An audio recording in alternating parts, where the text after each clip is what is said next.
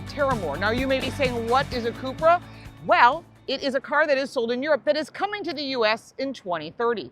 But in the meantime, it's important to know this car because you're going to be seeing them. And if you ever travel to Europe since 2018, they've been selling CUPRAs. Actually, about 750,000 of them. The CUPRA is under the Volkswagen Group. They own another brand called SEAT, spelled S-E-A-T, which is a Spanish brand. And that is a variation of this, a more luxury version, a very sportier version called the CUPRA. We test drove the Formentor in the past, and it lives on Car Coach Reports, but all the new reviews are currently living on Car Smarts. All the car news is on Car Coach Reports. I'm really excited about this brand coming to the US. A couple of reasons. One, it is a sportier brand. It competes with like the BMW X1 or the Audi Q3. Also, of course, its sister car, the Volkswagen Tiguan. But it has some really cool features and a sportier side to it than some of the other competitors.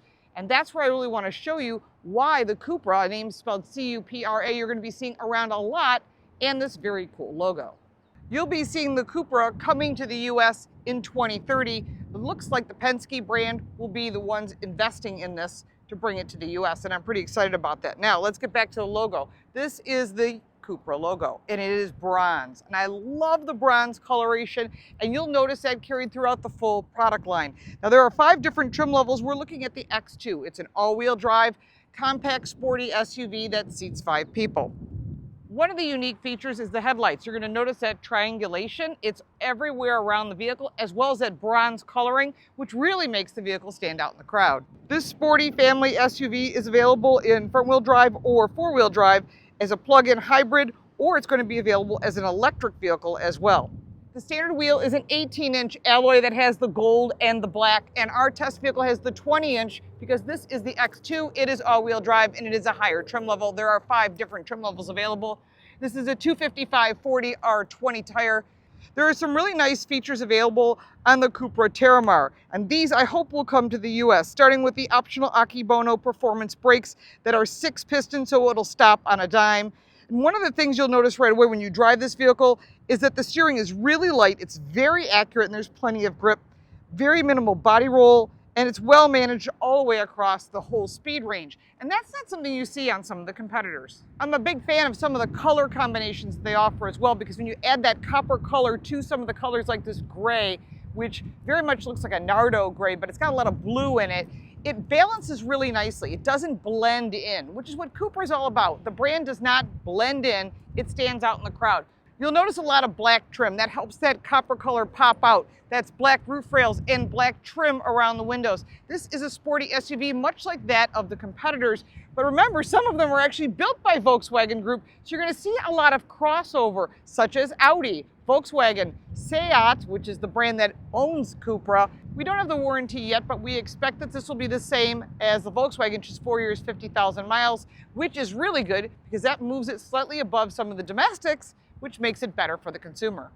Coming around to the back, there's an upper wing here with a wiper blade down below, which I wish was tucked up underneath. Maybe we'll see that in future vehicles. LED taillights all the way across the back. That CUPRA logo is embedded here in the brake lights. So when you step on the brakes, it really pops all the way across. CUPRA here in copper colored as well. And that rear valance is really nice and sporty, and it has a pretty good sounding exhaust as well. Under the hood is a 1.5-liter mild hybrid with 148 horsepower, and that is a front-wheel drive version. Stepping up to the 2-liter all-wheel drive version, you're going to get 210 horsepower, or the bigger motor is 262 horsepower, and those all drive with 70 miles of electric drive range. Some of the strengths we like is the base 1.5-liter engine. It's got some good rev to it. I do like the PHEV as an option if it's about fuel economy. Otherwise, that 2-liter engine is the way to go. One important thing to note is the adaptive suspension is only available on the top trim model. Heading into the interior, these seats are really impressive. They're comfortable, and if you've ever owned a Volkswagen, you'll see that down here, memory seat setting is right there, as well as lumbar support. Some of the strengths of the interior is that it has a really good driving position, appealing mix of materials, supportive seats, and all versions come with front and rear parking sensors as well as a rear view camera. Materials are nice, they are not real leather, but they did a really nice job giving it a premium feel. Going into the second row, well, the passenger gets to look at these very cool CUPRA logos that are built into the back of the seats. There is no pockets back here, but there is 2 USB-C charge ports and vents behind the center console. The seats fold down 40-20-40, and when you pull the armrest down, there are 2 cup holders, and storage is pretty equivalent to that of some of the competitors. Overall, good headroom, and that sunroof doesn't come back far enough that it blinds you, but it's just enough to bring some nice light into the vehicle. That is an optional glass roof, but the sills are a bit high for me. I always have this arm rule that if your arm can fit on the windowsill, then it's good. When it's up this high, it's just a bit high. It may be there for safety reasons, but it does limit the view, especially if you have children back here, and 2 child safety seats on the outboard seating area.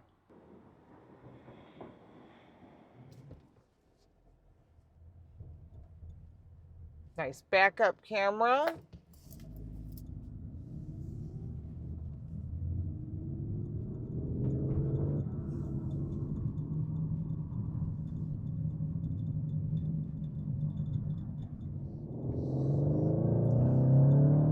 Okay, this is nice. We don't have a price point on this.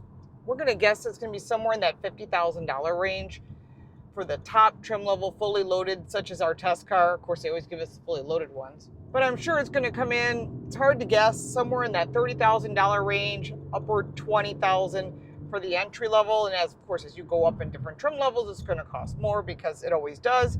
But I'm really, really impressed with what you're getting for your money. And no, they're not paying me to say this. CUPRA brought these cars to Miami for the Formula E race. They have a partnership with a Formula E team, and they've been doing really well. If you haven't seen Formula E and you're a Formula One fan, check it out. It's all electric racing. It's still really, really aggressive. It's not the same thing as Formula One, in my opinion. I do like Formula E. I'm just a big Max Verstappen fan, so you can take it from there. But in the meantime, this vehicle was brought to Miami. They brought a bunch of journalists down to test drive them, and I'm lucky to have the opportunity. I wanted to share this with you because they're going to be coming to dealerships soon, and we won't see them for about, I'm going to guess, 4 more model years. So currently we're in 2025, 26s are coming in September, so somewhere near the end of the decade, as they're saying, which sounds terribly long away, but 2030 is not that far ahead from where we are now. Things to note: there will be dealers around the country. Initially, there'll be a limited amount of dealers. We don't know exactly how many. We don't know a lot of information. We know a lot of that will be resolved in the next 6 months to a year. You'll start seeing dealers popping up everywhere. If you live in Europe and you're watching this and you own a CUPRA, I'd love to get your feedback. You can put that down in the comments below. If you have any additional questions about this car, there's a lot what's going on, especially with the race team as well. And there's going to be more and more activations around the country. You're going to see more and more of these cars. While I was filming the exterior walk around of the car, a lot of kids stopped by. They first thought it was a Tesla, which it's definitely not, but they asked a lot of questions. So there's a lot of interest in this car just because it looks different. It doesn't look the same as all the other vehicles that are on the street. And I think that will help CUPRA a lot.